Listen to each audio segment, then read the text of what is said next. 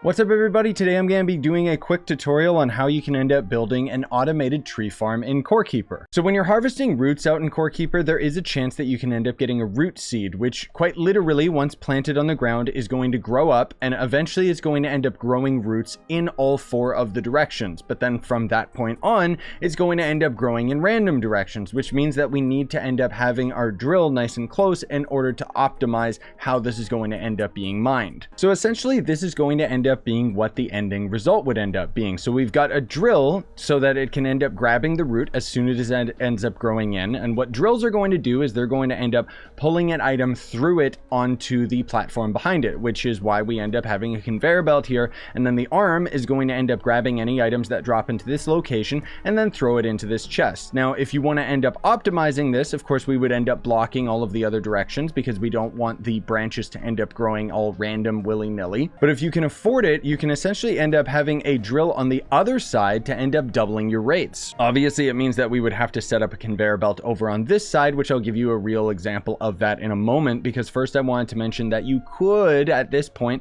add another drill right up here and another drill down here at this location, but that's not going to end up being as optimal and easy in terms of space management as it is to just have one drill on either side, or even just one drill on one side. So let me actually clean that up and come down to this lag fest of a contraption. So ignoring all the stuff on my right, that's other builds. Over here is going to end up being my tree farm, which you can see very, very simple. We've got drills on either side so that anytime a root ends up growing, it ends up getting grabbed, pulled into the conveyor belt, and then it ends up being dragged up to this arm. Now, every now and then, because this farm is so long, I do have a wire going from one side to another because the wiring system, I think you can only go like 14 blocks or something before it ends up losing power. So in that sense, it's kind of the same as Minecraft, but we don't have repeaters in order to end up dragging out the wiring. So instead, we have to put down more power, which one of the other things that I would recommend if you are getting to the late game is to put down a switch so that you can turn this farm off,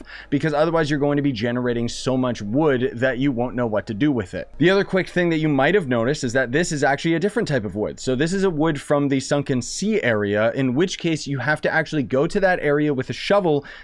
up some sand, and you have to plant ocean roots on the sand block. It's not going to end up just working on regular dirt like the normal trees do. Now, a little bit of an extra step you could do in the chain, this is entirely up to you, is you could end up adding some wood cutting devices, because what this is going to do is they're going to end up filling up with the wood because you're going to end up producing more so than you can end up cutting. And it's going to end up kind of cutting the time in half for the wood to actually end up being chopped down into planks. But one thing that I do want to let you guys know is I have noticed that the normal wood will actually get chopped into planks far quicker than the coral wood. My point is that if you wanted to have this super optimal, you would actually have two sets of arms rather than having all of your wood resources go down the same conveyor belt like I'm doing.